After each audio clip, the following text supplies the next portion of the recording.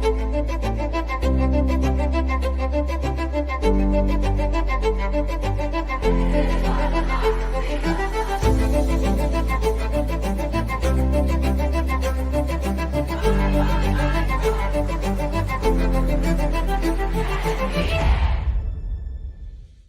to Feminism Today, everyone. I'm Sophia Johnson in New York.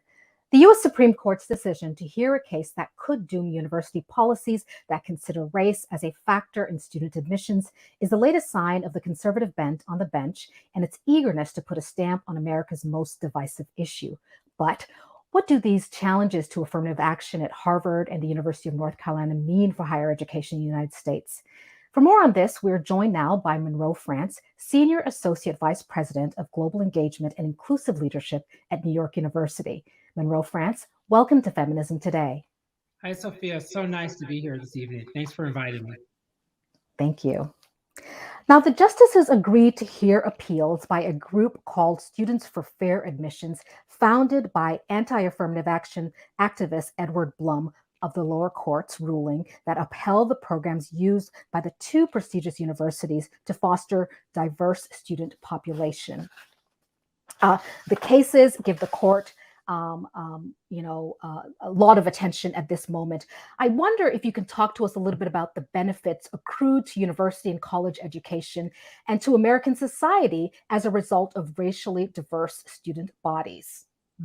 Absolutely. I mean, for one, the entire society benefits when we have an equitable admissions process and we have fair, and we try to strive towards fair representation. What we know, we're not there yet, right? We're far from it.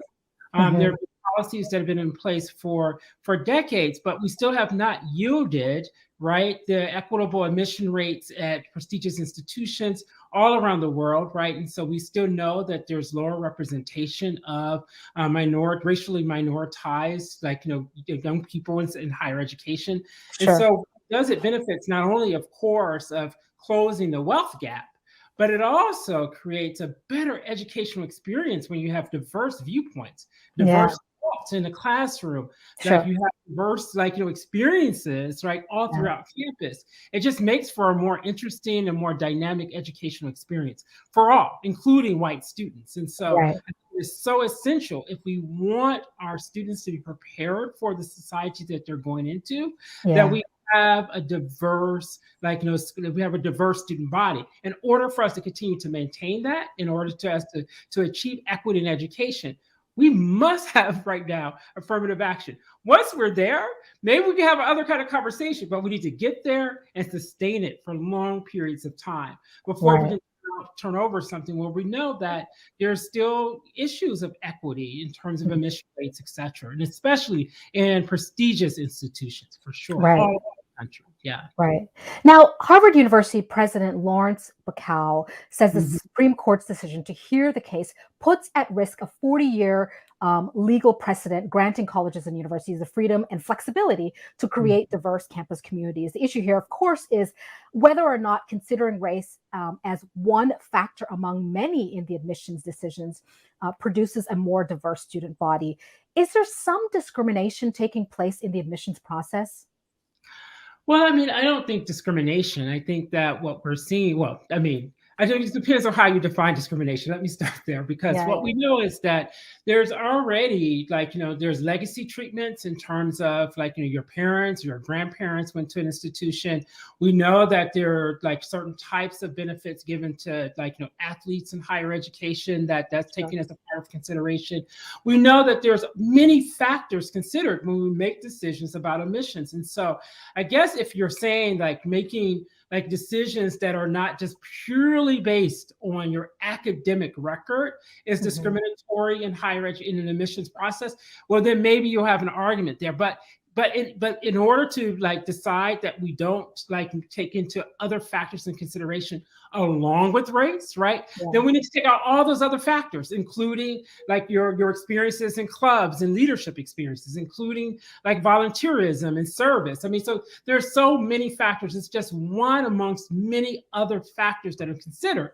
We already use regional diversity too, and wanting a class where there's students from multiple regions and sort of experiences around the world. And so what I find a slippery slope, right? When we Yeah. decide that race shouldn't be considered as a factor, then let's put everything else on the chopping board, right? To Sure. consider. So that's my thinking related to this. And so why are we just choosing race? It becomes Yeah. the question. That's something that we want to take off that we want to take as off as a consideration. So that's Yeah. something that we need to decide as a society, and especially for the courts are going to have to take up. And I think this is a critical moment as we're all saying that Black Lives Matter, right? Yeah. Well, Yeah. they matter. They need to matter in the ways that are most critical, not just a billboard, but Yeah. not just a tagline. They need to matter in all facets of society that creates a more equitable playing field for all. Now, you are responsible for enhancing equity, diversity, and inclusion across all NYU and its global academic centers. Mhm. What is the cost to vibrancy of campuses and to higher education, as we've been discussing, if that diversity is diminished and lost? I mean, I think we just lose the like. I think we lose the dynamic of what education is supposed to be about, right?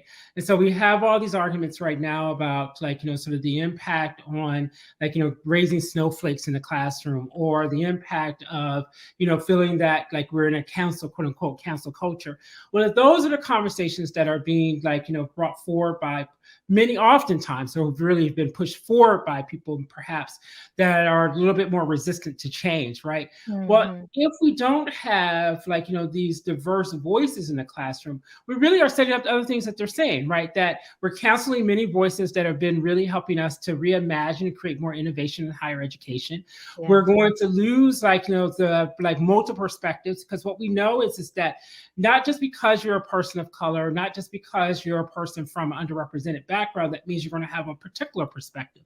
But what Yeah. it does, what we do know is that your background, your experiences frame your thought process, right? And so Yeah. where you grew up in the world, like the culture that you grew up in, if culture means anything, is going to impact your ideology. It's going to impact your paradigm. It's going to impact the ways in which that you see the world. And so if we want our all students to have the most diverse experiences in the classrooms, and especially in some of our most prestigious institutions, then if we want that, and knowing, if we believe that racism still exists in our nation. Some people don't believe it, but I do, Mhm. right? So we have Yeah. proof Yeah. to show it. And so if we believe that, then I think then we need to put in measures in place to ensure that our classrooms are representing our society, to ensure that people have the immersive experience from learning. But it also creates, again, if we want to close the wage gap, if we want to make certain that we have fair representation in the courts, in higher education, in all facets of society, it starts with education. Because if Sure. you don't have a good education, if you don't have any kind of education for that matter, right, you don't have access to these other roles and opportunities in society. And so it's such a critical part of making the best society, I believe, Yeah. right? And Yeah. so if we believe that it matters to have multiple perspectives and viewpoints in all facets of our work. That's if you're committed to that. We know some people are not. I Point, am. point, and point, point, Yeah. point. Points all over the place. Yeah. Let's Yeah. talk a little bit about the Constitution. Hmm. If the courts Hmm. were to repudiate the moral imperatives Yes. of our nation's history and renounce the relationship between educational access and racial justice prevailing since Brown versus Board of Education, how much of your work takes the history, takes this particular historical narrative into consideration as you sort of go about the day to day of your business on campus? Yeah. I mean, here's the reality. We will find new ways, right? Mhm. And many of us have already needed to do so, because we've been worried that if we don't, we will be under attack, right? And so unfortunately, for good or bad, lots of institutions have have minimized, right, their approaches to how they sort of integrate affirmative action in the admissions process as a part of their process, right? And so they're very cautious, very sensitive to that, right? And so and the work of diversity has already been under great scrutiny because of that, because people who don't, universities and institutions that don't have the fiscal wherewithal to be able to withstand a case that they might be named in, have Mm, had to make other strategies, right, to be able mm, to prevail. So we will do it because we're survivors, we're yeah, creative. right? Yeah. And so we will make it work, but it will be that much harder, right? And what happens is that when we spend all our ducks and all of our energy trying to respond to this, it takes away the work that we could be doing in other spaces that are still so critically needed in higher education. Because it's one thing to be able to give access, but what happens then when you're on campus, right? And so I think that it takes away the resources that again, diversity, equity, and inclusion, and belonging and access, and in action-based work, and anti-bias work is woefully underfunded in most institutions. And so when we spend our money here, it takes away resources from here, and time and energy and all those things. And so people will figure it out. We will figure it out, right? Because we've had to. But what I would say is just it makes that work just that much harder. And so I hope, my hope is that the courts will side on the right way. But I have deep concerns and fear. But I also can say this too, so adding all the layers of nuance. We've already been at it, right? Some of us have already been at trying to do the work in different ways, right? And so, but with this, what I believe, right? It is one step further towards trying to decimate across the board, diversity, equity, and inclusion. So that's why it matters. That's why it deeply matters that we uphold affirmative action, even if a lot of us have moved away from those practices in the historical ways, right? But it matters because it creates a pipeline to begin to attack other forms. We already see that critical race theory, CRT. So we saw that with the executive order, under the Trump administration. So we know that, that it becomes a slippery slope if we don't defend by every means we have affirmative action. So it's my fear. It just starts to create a pathway for other things. Yeah. Well, since you brought it up, let's talk a moment or two about critical race theory. Yeah. How are students and faculty sort of responding to this in your space? Yeah, absolutely. I mean, in part, right, we got to go and continue to do the work, right? So there's part of that. I got to offer that a lot of people who are in art who are battling against critical race theory don't really know what it is. I mean, so there's that, right? Maybe you can explain this to our guests, for our audience, for a moment. Right. Yeah. So CRT is a critical analysis of history and all kinds of disciplines with a racial lens, right? And so it's truth telling, right? Is adding to the layers of history, adding to the layers of social sciences, adding to the layers of English, and adding to the layers of of science. And so so it's the ability to be able to create a more critical analysis through a racialized lens, right? And we live in a racialized world. So why wouldn't we do that, right? And so that's what critical race theory is. It is not just telling a one-sided story. It is not distorting history. It's telling a more dynamic and a more robust history. And I have to offer, what are we afraid of with that? What are people afraid of is my question, right? And so you're afraid of truth telling. You're afraid of us adding more nuance, right? You're afraid of us going beyond Harriet Tubman and Martin Luther King and Malcolm X, right? In terms of telling the deeper stories about the contributions of minoritized racial groups, right? And so that's what CRT is about. And what I think a lot of us are afraid of course, is that again, institutions will want some sort of pullback because of the fear of being indicted, or because of the fear that you might be next as an institution. And who wants to spend time, of course, right, dealing with legal battles, right? And so if you can avoid it, you want to avoid it. But what my hope is as institutions, that we stand strong.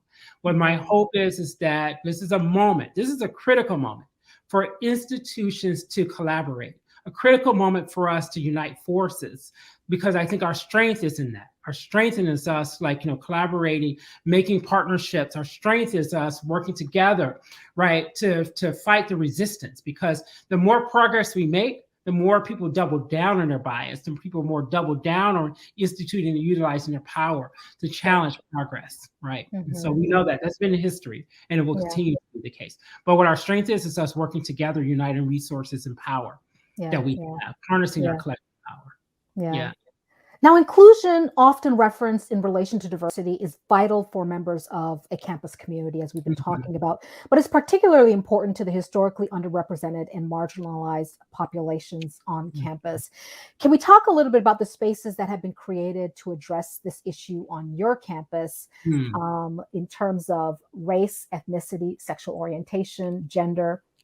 What spaces have been created to sort of address this issue? So we've tried to create these, right, that are rooted in research and scholarship, right, and that are rooted in like pedagogical practices and also workplace practices, like ways in which that we try to examine practice, examine strategies, right, and also make people sort of commit to goals they're going to put in place, right, because it's not just about the ideation, like in changing ideas, but we want your ideas to result in practice. Sure. Practice in the classroom, practice in your research, practice in your scholarship developments, practice in the ways in which you manage and lead teams.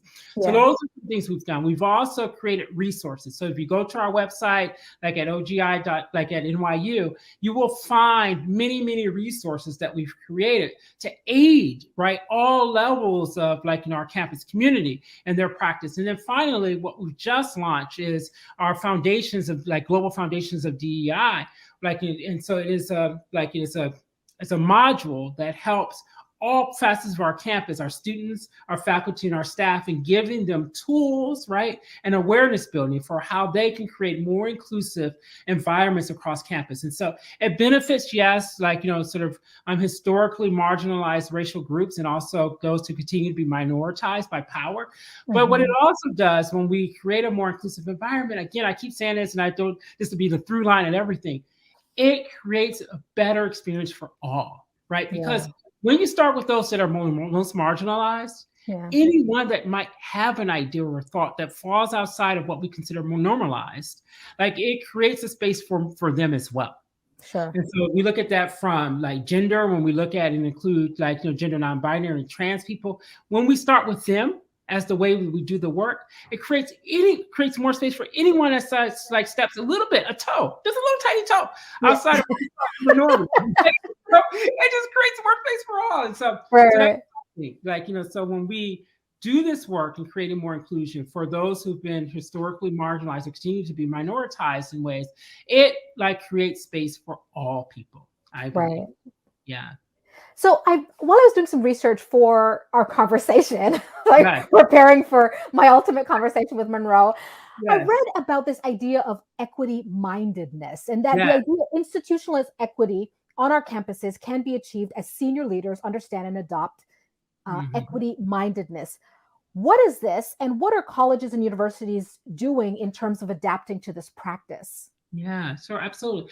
I mean, that becomes like this sort of like it comes with training over time, and it's this openness to learn, like and be a lifelong learner and all that. But an equity mindedness, like sort of or a mindset, like rooted in equity, like it's this space where you're like, okay, as I look at this space, who has power, who doesn't, Hmm. right? And then how am I ensuring not just including them at the table, because it's one thing to be included at the table, but do you have power at that table at all Hmm. levels, right? And especially in the most critical decision making like spaces, right? And so that's like, developing this equity mindset that you're able to walk into a room, you're able to take a diagnostic of what's happening in that space, or as decisions are made and critical decisions are made. And if you don't see fair representation in that, Hmm. right, you're willing to stop it. You're willing to be a disruptor. Hmm. You're willing to be able to name it and say that I don't see equitable inclusion in this curriculum. I don't see equitable decision making at this table. We need to take a pause. We need to stop, and we need to like ensure before we make this final decision that we're including many more voices. That's the equity mindset.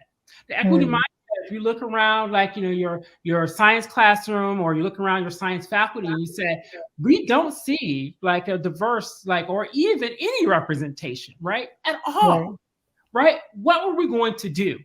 Right? That's an equity mindset. And then you say, we need to put action in place to begin to do it. It may not change overnight. We get that. Institutions, we've been at this thing around racism and colonialism for over 400 years, even longer than that. But like here in the Hmm. United States. And so what we know then is that it's not going to just happen overnight, but Sure. we've got to start the work doing it. And if we don't start the work doing it, it will never happen. Right? If But I not, want Yeah, but I wonder how receptive, Ah, I'm in higher ed. I wonder how receptive people would be to this idea of this hellraiser trying to shake things up. Because oh, she's got equity mindset. She got equity mindset. you're She got right. equity minded. People are like, oh, it's gonna take longer. It's gonna be harder when we do that. But what we can say, and this is where research matters, right? And so Yeah. when you look at cognitive science and you look at sort of like the benefits that it has proven over history, like research shows it. Like when we have that more diverse and people's voices are valid, made valid, we know it yields better outcomes. Right. And so I think that when we can use that, and again, if we continue to believe that like our backgrounds inform and that a diverse workforce and a diverse boardroom, a diverse leadership, actually makes for better. It's not just a tagline. It's not just something that we say just to throw out as a way of convincing a convincing point. It is proof in the pudding. So if we believe that and it's factual and we see it, right, then I that work of doing it, we shouldn't see it as a problem. We should see it as an opportunity, right? And it may take a little bit more work, right? But listen, people who were using pen to paper and the resistors to using laptops and computers for a long, long time, right? They had to come aboard eventually, right? And we found out that it's made our work more productive, right? Yeah, So yeah. back in the day, some people were like, I'm not doing it. I'm still using my pen and paper. Right. Yeah. And so, but they had to come along if they were going to stay in the workforce. Yeah, So I yeah, think yeah. that, I mean, there's some outliers there still, Yeah. some a bunch of, whatever. But for generally, it's a population we decide. And I love my pen and paper too, believe me. But I also know that I got to get on the computer to do some things, right? Yeah. Like a leader in my university. And so I think that's what we have to decide that and again, this is where we need higher education to continue to be at the forefront. We need to be leaders, and that's what I firmly believe, right? And Yeah. so we need to not just be about the talk, we need to be about the walk, right? And Yeah. so Yeah. that's Yeah. yeah. I wonder if the Me Too movement, Black Lives Matter, the social unrest, the global pandemic, has that had any impact? Is there more of a sense of urgency on the campus in terms of faculty and students and staff, really, how they're responding to what we're going through? Do they see the urgency Well, so here's my coming biggest out of the last 4 years? Sorry. yeah, no, that's fine. What I raise up is that I think generational diversity is one of our biggest diversity questions right now. And there's a generational shift, right? People are, and it's also moving some people from my baby boomers, and especially my generation, Generation Xers, right? We're the forgotten generation. I always say that. So I'll just put that little plug in there, right? We're still around, people. Anyway, so what I would say is that it is, you have the millennials, especially the zillennials, the younger millennials, right? You have, the younger millennials, right? And then you have the Generation Zs, you have the generation after that are they're stirring things up. And they're also pushing us. And so I would say Generation Xers, and these are broad generalizations, broad, right, from a US context. But what has happened is that I think with Generation Xers who are empowered, they're a little bit more malleable because we've had to be over time, right? Mm-hmm. So we're a little bit more willing to hear those things. We're sometimes resistant too. But we can hear those things. And so what I would say about these big movements, what we see is happening is a societal shift, right? And people are saying, why do I have to wait? Or I expect institutions, I expect people to already be there. Now, there needs to be some bridge building across sort of how fast people expect things to move, in a moment, right? When the practice has been around for 50, 400 years, right? However, at the same time, we have to also hold the space for the argument that we've been at this for a long time. We've been trying for a long time. And so how much longer do we have to wait? There is also that valid question too, and that valid point. And so I think, yes, we're seeing this. We're seeing that people are feeling a greater sense of we have to be held accountable.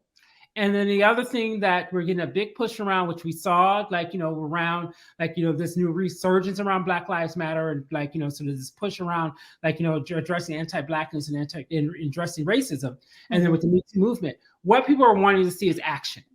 right? And that's the generation we have. So we call them the Z generation, the generation after. I call them the action generation too, because they're the generations that are like, yes, we can keep talking about all these things and getting together and through this thought ideation and incubation, but for what end? Right? Where is the action? And so, yes, we're feeling that. Institutions across the board are feeling, organizations, corporations are feeling that need to take action. But what I say, and this is the last thing I say, before I want to get to your next question, what I say, it has to go beyond the drapery. Yeah. The action can't just be keep jumping off the drapes, dusting them off a little bit, and opening them up. Okay, they peeked in a little bit. Let's close them back, right? We got to go beyond the drapery. Now we got to go into remodeling. Sometimes we got to deconstruct or reconstruct, right? So there are moments in which that must happen as well. And so, Yeah. but as long as we're deconstructing, we need to know what we want to reconstruct to, right? Yeah. And so that's my point around sort of going beyond the drapery. Yeah. Love it. Rethinking a strategy for inclusion and representation at the global academic centers are a big part of your portfolio at NYU. Yes. Again, an important space where we see very little diversity in terms of Mm, leadership by communities, by women from communities of color. I mm, wonder what advocacy and activism should look like in the field of higher education. What's the global picture? mm, Where would you like to see us in mm. 10 to 15 years? Mm-hmm. I mean, what if anything that the pandemic, this disruptive moment, hopefully some of us will, Mm, is that had we had a collective global mindset, right? That maybe things would have looked differently around how seriously we took when we heard like dribblings of like, oh, there is like, something happening in China. yeah. Then we heard maybe something happening in Europe. I'll forget, I was in Abu Dhabi flying my way back to the States when we first started to hear about the unraveling of these things. And then of course, then fast forward to March. That was January, and then fast forward to March, right? Had we taken those things more seriously as a globally networked and connected world, right? I would hope that we've done things differently. So what I would say is that there's so much to learn from the ways in which that we've adapted xenophobia in some ways, or those over there, that Yeah. also rooted in racism and like in bias and Sure. colonialism, right? And so I think there is must be a critical conversation about like globalization that is aligned with, that is intersected with a critical conversation around racial justice and other forms of diversity, equity, and inclusion from a global context. And I'm not saying that that is led by the West, right? I think we need to include the global South. We need to include other communities, because it's no big surprise when we look at where the greatest amount of wealth is held and where the greatest amount of poverty is exists. That's where Black and brown people are. The greatest amount of poverty, the greatest amount of wealth, as a whole, is in westernized nations, right? Which happen to be predominantly white and with power. So I think that then this conversation around globalization, internationalization, it must be aligned with, right, the conversations around racial justice and equity, right? And so if we truly are going to want to make certain that we have a world in which that that we all have access, that a world in which that we're able to address global poverty, we're able to address really truly address climate change and environmental injustices, right? Racial environmental injustices, work that I deeply care about, that I've been working on at NYU with some partners across the institution and other institutions. So these are things that I think are very critical conversations that must include these other conversations around racial justice and anti-Blackness. So I believe they're not one exactly the same, right? But then one informs the other, right? Mhm. And what we have seen historically in these spaces, and why I think it hasn't happened, is, and I was just talking with this an emerging leader in the global DEI space. And what I was saying today, the reason why we've historically seen internationalization be predominantly white women, right, is because we have not engaged. One, because people have been left out. Women of color have been left out. People of color have been left out. But the other thing is that we have not critically engaged. That space has not, as a field, hasn't critically engaged conversations in the way it's needed around Mhm. racism and racism in internationalization, Mhm. racism in like, sort of globalization, right? And so I think if we start to do that, and some of it is happening now, that when we start to do that, I think it opens up the doorway for more people feeling it's a field. It's like, there's an area of discipline for them as well. They have not Yeah. historically been engaged in those spaces. Yeah. Yeah. Monroe France, thank you so much for joining us this week. Thank you, Sophia. It's been great to be a part of this conversation. Thank you very much for inviting me to Feminism Today. I appreciate it. And that's it for our program today. Remember, you can follow me and the show on Instagram or Twitter. Thank you so much for watching Feminism Today on Free Speech TV. Join us again next week.